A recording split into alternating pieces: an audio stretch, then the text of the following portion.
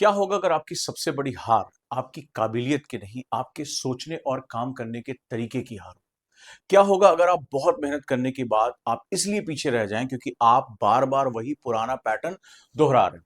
और क्या सच में डर लगना इस बात का संकेत है कि आपको रुक जाना चाहिए? या कभी-कभी यही डर बता रहा होता है कि आप सही दिशा में बढ़ रहे हैं? अगर एक इंसान बार-बार टूटने, फेल होने और लगभग हार मान लेने के बाद खुद को बदल सकता है, तो वो कौन-सा बदलाव है? वो कौन-सा बदलाव है जो उसे एक साधारण परफॉर्मर से हाई परफॉर्मिंग माइंड तक लेकर जाता है? और आज की इस कहानी की शुरुआत जीत से नहीं होती है। शुरुआत होती है एक अस्पताल के बिस्तर से, एक ऐसे सवाल से जो शायद हम में से बहुत लोग अपने सबसे कमजोर समय में खुद से पूछते हैं। और वो सवाल है, क्या मैं कभी दोबारा उठ पाऊंगा? क्या मैं दोबारा लड़ पाऊंगा? शुरुआत करता हूं 2016 की एक रहस्यमय बीमारी ने कहानी के इस किरदार अयान को बिस्तर पर पहुंचा दिया।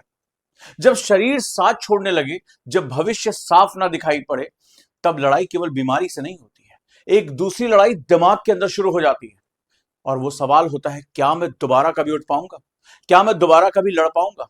यही वो वजह है जहां से आज की मेरी यात्रा शुरू हो रही है। क्योंकि आगे जो होने वाला है वो किसी एक बीमारी से बाहर आने की कहानी नहीं है। वो उस माइंडसेट की कहानी है जिसमें इंसान को बार बार अपने पुराने वर्जन से लड़ना पड़ता है, अपने ओल्ड वर्जन से लड़ना पड़ता है। और यहीं से मेरी कहानी ट्विस्ट लेने जा रही है। मेरे साथ बने रहिए, क्योंकि ये कहानी शायद आपकी, मेरी और हम सभी की होती है। हमारी जिंदगी में हमेशा कभी ना कभी एक लो पॉइंट आता ही आता है। कुछ लोग उसी लो पॉइंट पर रुक जाते हैं और कुछ लोग वहीं से बाउंस बैक करते हैं। आखिर वो हमारे दिमाग का कौन सा हिस्सा जो हमें बाउंस बैक करने के लिए प्रेरित करता है, हमें मजबूर करता है और हम अपनी ऊंचाइयों को पा सकते हैं? क्या कोई सफलता बिना असफलता का स्वाद चखे आ सकता है? तो क्यों असफलता पे हम रुक जाते हैं? इन सारे सवालों का जवाब मैं आज आपके लिए लेकर आया हूं। Let's start. हम शुरुआत करते हैं कि कहानी से ये कैसे बाहर आता है। एक 8 साल का लंबा संघर्ष, बिल्कुल सही कह रहा हूं, 8 साल का लंबा संघर्ष। और यहां पर मैं आपको बताने जा रहा हूं कि एक ऐसी गलती जो 99% लोगों को डुबो देती है, बर्बाद कर देती है। लेकिन वो गलती क्या थी? क्या मेहनत की कमी? क्या टैलेंट की कमी? बिल्कुल नहीं। इस कहानी में समस्या लगभग उल्टी है। वो हर कोशिश कर रहा था, मेहनत भी कर रहा था जैसे हम और आप करते हैं, उसके पास क्षमता भी थी, टैलेंट भी था, फिर भी लगातार कुछ गलत हो रहा था इस किरदार के साथ। इसके साथ एक बहुत बड़ी समस्या आ रही थी। आखिर वो समस्या क्या थी? चलिए शुरुआत करते हैं। इस कहानी की शुरुआत बेहद दर्दनाक थी। रिश्तेदारों के ताने, दूसरों के मार्क्स और अचीवमेंट से कंपैरिजन। अरे देखो, शर्मा जी का बेटा तो टॉप कर गया, तुम तो यहीं पर हो। और दूसरी तरफ से अंदर से आती आवाज, क्या मैं किसी लायक नहीं? यही कंपैरिजन धीरे धीरे बाहर की बातचीत नहीं, अंदर की आइडेंटिटी बन जाती है। सही कह रहा हूं तो कमेंट में जरूर बताना।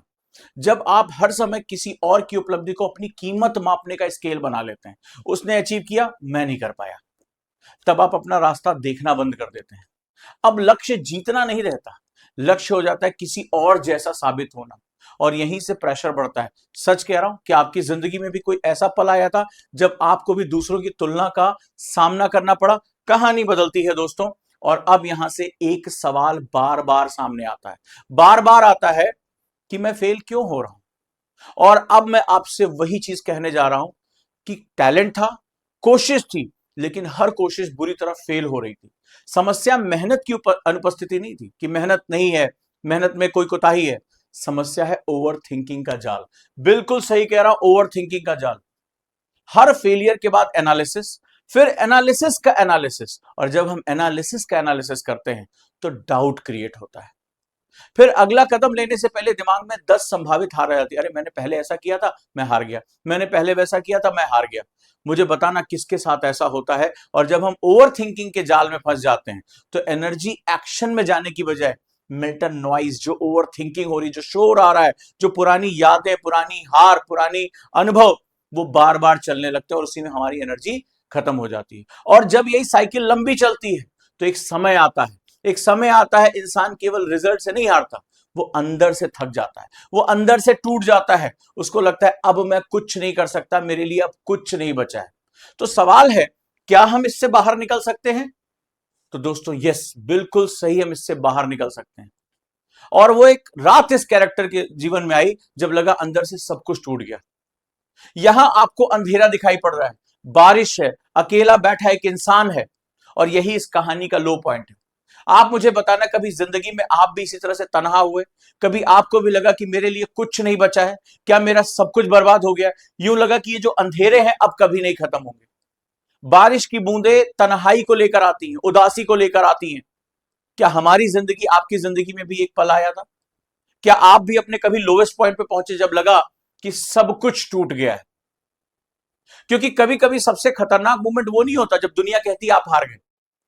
सबसे कठिन मोमेंट वो होता है जब आप खुद मानने लगते हैं कि शायद अब आगे कुछ नहीं बचा। मेरी इस बात को याद रखना, क्योंकि इसी अंधेरे में कहानी बदल सकती है। कोई चमत्कार नहीं, एक डिसीजन।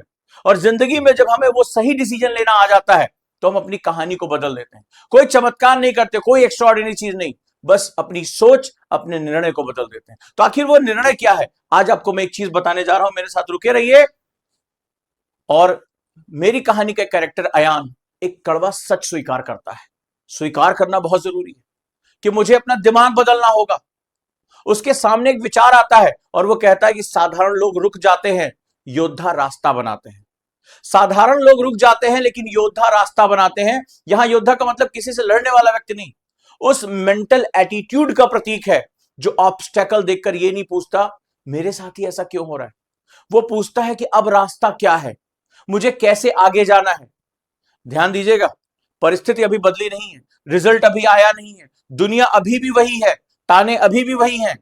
पहला बदलाव सिर्फ इतना है कि उसने अपनी प्रतिक्रिया बदलने का फैसला कर लिया, अपने रिएक्शंस बदलने का फैसला कर लिया, और यहीं से वो ब्लूप्रिंट शुरू होता है जो इस पूरी कहानी को बदल के रख देगा। और ये कहानी आप भी बदल सकते हैं। और उसने एक ऐसा सीक्रेट अपनाया जिसे डर्टी डिसिप्लिन कहा जाता है। जी हां, डर्टी डिसिप्लिन, यानी परफेक्ट कंडीशन का इंतजार नहीं। क्या है ये डिसिप्लिन और डर्टी डिसिप्लिन? डिसिप्लिन हमें सिखाया जाता है कि डिसिप्लिन सक्सेस का आधार है। डर्टी डिसिप्लिन क्या है? यानी परफेक्ट कंडीशन का इंतजार नहीं, परफेक्ट मूड का इंतजार नहीं, मोटिवेशन आने का इंतजार नहीं कि कोई आएगा मुझे मोटिवेट करेगा।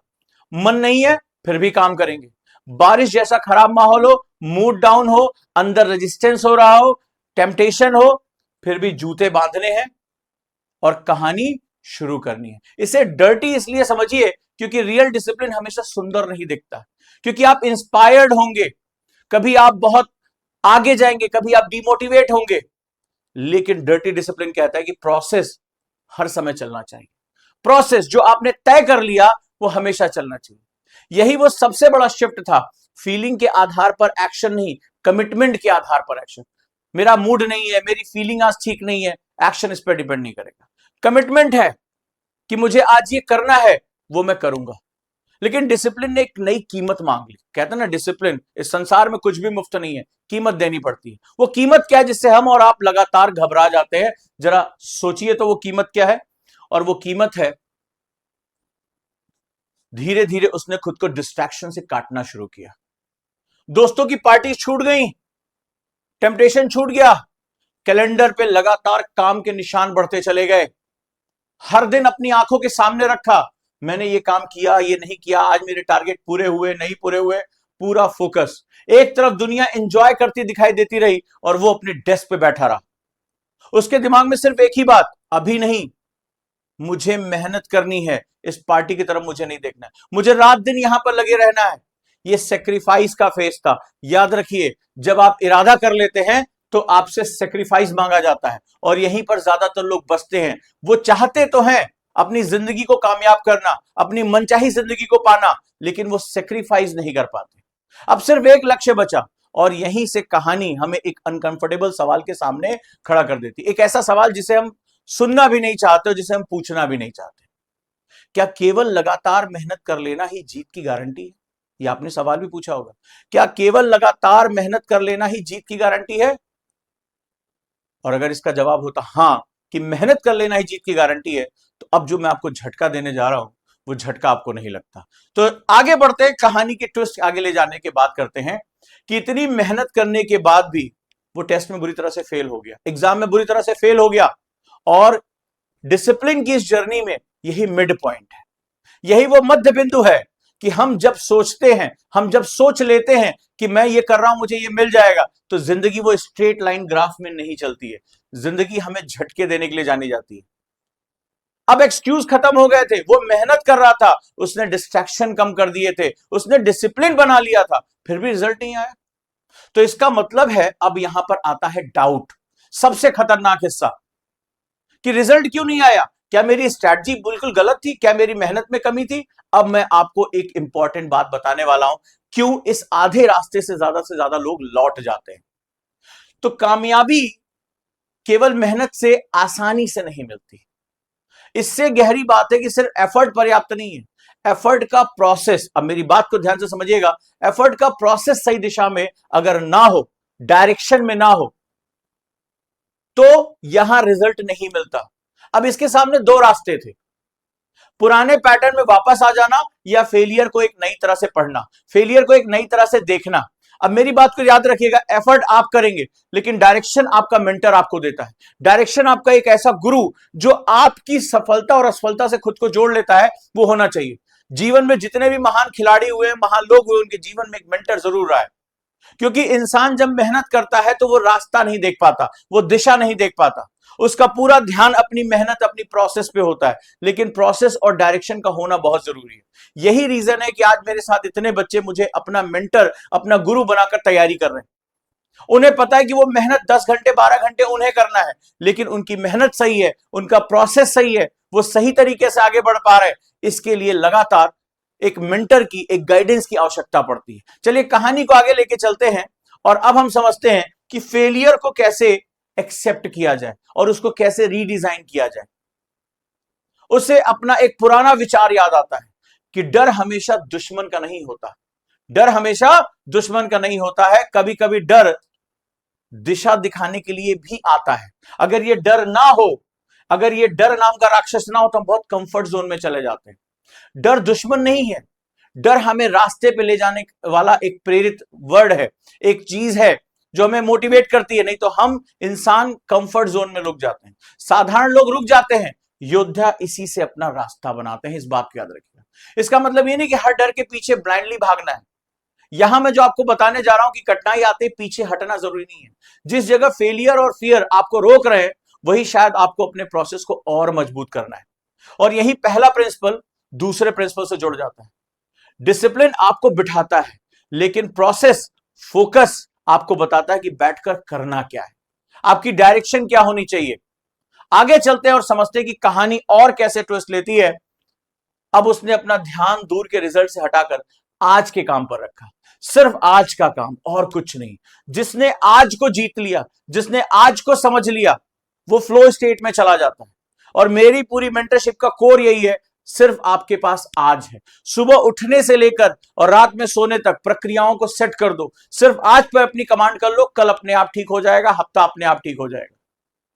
चाहे वो फोन की नोटिफिकेशन हो, समय का प्रेशर हो, दिमाग में दूसरी आवाजें हो, फोकस उसी काम पर वापस लाना है।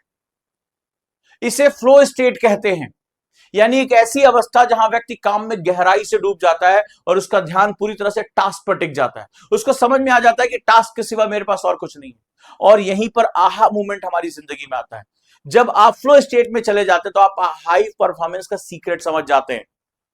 आप जीत के बारे में नहीं सोचते, आप परफॉर्मेंस के बारे में सोचते हैं। मेरी इस बात को, इस पूरे आज की वीडियो का सबसे वंडरफुल मूवमेंट है। और जिस समय आप परफॉर्मेंस के बारे में सोचते हैं, फ्लो स्टेट में चले जाते हैं, उस समय ना आपको जीत के बारे में सोचना है, ना डर के बारे में सोचना है। आप उस पल अपने उस टास्क के साथ जुड़ जाते हैं। और जब अपने टास्क के साथ जुड़ जाते हैं, उस काम में पूरी तरह उतर जाते हैं जो अभी आपके सामने है, जब कल के रिजल्ट की चिंता नहीं है, दूसरों की रैंकिंग की चिंता नहीं है, तो फिर सब कुछ आपका है। 8 साल की कहानी नहीं, सिर्फ आज का सवाल, और आज का अगला सही काम क्या है, और फिर उसी को पूरी तरह से डूब कर करना, फ्लो स्टेट में जाना। तो अगर ये कर लिया तो फिर क्या होता है? क्या होता है? सिस्टम अगर मान लीजिए क्रैश हो जाए, सालों की मेहनत एक क्षण में डूबती हुई महसूस हो जाए, लाइफ अनएक्सपेक्टेड हो जाए, आप खुद से क्वेश्चन करें, मेरे साथ ही क्यों? और एक पल और आएगा, मेहनत भी आप कर रहे हैं, लेकिन कई बार कुछ घटनाएं ऐसी होती हैं जहां पर पुराना मूवमेंट और नया माइंडसेट सामने खड़े हो जाते हैं। स्ट्रगल होता है, या शायद मेरे से नहीं हो पाएगा।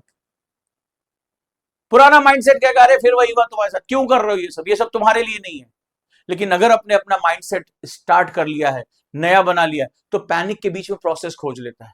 वॉरियर माइंडसेट का असली टेस्ट तब नहीं होता जब सब कुछ प्लान के मुताबिक चल रहा हो। वॉरियर माइंडसेट तब काम करता है जब प्लान टूट जाए और आप फिर भी जीत के बारे में सोचो, फिर भी अपने प्रोसेस को पूरा करने के बारे में सोचो। इस बात को याद रख लेना। वो खुद को संभालता है। हर कोई जब इस प्रोसेस को एस्टेब्लिश कर लेता है तो वो संभालना सीख जाता है। और संभालना क्यों जरूरी है? क्योंकि यूपीएससी खुद कहता है कि एवरेज अटेम्प्ट चौथा है। शक्ति दुबे आईएएस टॉपर 5वें अटेम्प्ट में वो पहुंचती हैं यूपीएससी के लिए। इससे पहले उनके जीवन में इतनी कठिनाइयां, इतने फेलियर आते हैं, घर में इतनी दिक्कतें होती हैं। अगर कल्पना करिए वो पहले या दूसरे अटेम्प्ट में टूट जाती तो शायद आज उन्हें आईएएस टॉपर नहीं कहा जाता। इतिहास लिखने वाला आखिरी समय तक लड़ता है, और अगर वो आखिरी समय तक लड़ता है तो एक दिन ये तस्वीर उसकी होती है। ये आंसू खुशी के होते हैं, बाजी पलट देने के होते हैं, बाजीगर के होते हैं। एक अंदर से विश्वास उभरता है, यस मैंने कर दिखाया। और यहां जीत केवल फाइनल आउटकम नहीं होती है, ट्रांसफॉर्मेशन होती है। मेरी इस बात को याद रखना, जीत तो एक मूवमेंट है, लेकिन इस जीत के पहले, इस पल के पहले, इस क्षण के पहले जो ट्रांसफॉर्मेशन होता है वो आने वाली जिंदगी को हमेशा के लिए सेट कर देता है। एक बार आपने वो ट्रांसफॉर्मेशन कर लिया, अपने व्यक्तित्व को चेंज कर लिया, जो दूसरों के कंपैरिजन, फेलियर, डर, इन सब से निकल सकता है, उसके लिए जिंदगी में अब आने वाली चीजें बहुत मामूली हो जाती हैं। ओवर थिंकिंग में फंसा हुआ इंसान जब उस जाल से निकल आता है फिर वो दोबारा नहीं पहुंचता है। जब वो अपने आप को हाई परफॉर्मिंग माइंड में कवर कर लेता है, कन्वर्ट कर लेता है, ट्रांसफॉर्म कर लेता है, तो जिंदगी में चाहे अनसर्टेनिटी आए, प्रेशर आए, उसका रिस्पॉन्स बदल जाता है। उसका रिस्पॉन्स बदल जाता है और फिर वो हमेशा के लिए बदल जाता है। ये जीत एक पल हो सकता है, एक क्षण हो सकता है, लेकिन इस बदलाव के पीछे का जो ट्रांसफॉर्मेशन है वो लाइफ लॉन्ग है। सो जब भी आप अपने आप को किसी बड़े लक्ष्य के लिए झोंको तो अपने आप को ट्रांसफॉर्म करने के लिए सोचो। हम मोस्ट ऑफ द टाइम सिर्फ दूसरों से कंपैरिजन, अपनी जीत के बारे में, फेलियर के बारे में, नहीं हुआ तो के बारे में सोचते हैं। हम ये नहीं समझ पाते कि अगर मुझे अपने आप को किसी एग्जाम के लिए, चाहे यूपीएससी हो, पीसीएस हो या किसी और एग्जाम, बिजनेस हो, अगर हम लेकर जा रहे हैं तो हम ये क्यों नहीं सोचते हैं कि हमें उस एग्जाम के लिए ट्रांसफॉर्म करना है, खुद को बदल देना है। और एक बार जब तक ये बदलाव नहीं होगा तब तक रिजल्ट मेरे हिस्से में नहीं आएगा। तो अगर मैं पूरी कहानी को एक सिंपल तरीके से बात करूं, क्या है ये, तो मैं सिंपल सी आपसे बात करने जा रहा हूं कि जिंदगी का ये सिद्धांत है। अगर आपको भी खुद को ट्रांसफॉर्म करना है, start with dirty discipline. Start with dirty discipline पूरी क्लास का मास्टर ब्लूप्रिंट है। Start with dirty discipline. कोई मूड नहीं, कुछ नहीं, प्रोसेस सेट कर लिया, मेंटर को पकड़ लिया कि गुरुदेव मैं मेहनत करूंगा, आप रास्ता दिखाओ। मेरे मेंटर आप रास्ता दिखाओ, मैं मेहनत करने को तैयार हूं, मैं मूड पे डिपेंडेंट नहीं हूं। अभी मन है करूंगा, ये नहीं कि मैं 1 घंटे का जब तक टाइम नहीं होगा मैं आंसर राइटिंग नहीं करूंगा, बुक रीडिंग, मेरे पास 15 मिनट है मैं करूंगा। दूसरा, प्रोसेस पे फोकस करना। और तीसरा, उसी एक काम पर फोकस करना। क्या होगा, क्या नहीं होगा, डर सब कुछ खत्म करके फ्लो स्टेट में जाना। यानी मैं अभी यही हूं, मैं अभी यही कर रहा हूं, मेरे को पूरा ध्यान यहां लगाना। एलन मस्क का ये कोर वैल्यू है। और अगर आपने ये कर लिया so your mind become high performing mind. आपके लिए 10 मिनट भी ना दूसरे एक आम इंसान के 1 घंटे के बराबर हो जाएंगे। और यही एलन मस्क करता है। वो उसके 30 मिनट जो होते हैं वो दूसरे बिजनेस पर्सन के 2 घंटे 4 घंटे भी ज्यादा इंटेंस होते हैं, क्योंकि वो अपनी पूरी मानसिक क्षमता को एक बिंदु पर लगा देता है। और यहीं पर बात है कि मूड का इंतजार मत करो, काम शुरू करो। रिजल्ट को घूरते मत रहो, उस प्रोसेस पर फोकस करो जो आपके कंट्रोल में है। आज का दिन मेरे आप कंट्रोल में, ये क्षण मेरे कंट्रोल में है। और लगातार डिसिप्लिन और फोकस अपने काम को गहराई में लेके जाओ, उसको इंजॉय करो, उसको जियो। और जब तीनों मिल जाते हैं ना तो चैंपियन पैदा नहीं होते, चैंपियन बनते हैं। और यहां बनना किसी मोटिवेशनल स्पीच का रिजल्ट नहीं है, ये रोज का कंस्ट्रक्शन है, ये रोज करना है।